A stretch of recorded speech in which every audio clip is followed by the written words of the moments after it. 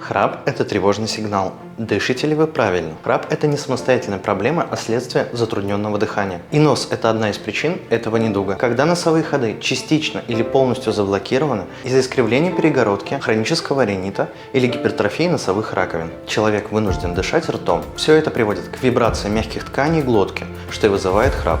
Если храп сопровождается остановкой дыхания, так называемым апноэ, то это уже угроза здоровью. Страдает мозг, сердце и весь организм в целом из-за нехватки кислорода. Коррекция носового дыхания с помощью ринопластики или септопластики может полностью устранить проблемы с храпом, а также улучшить качество сна и общее состояние человека.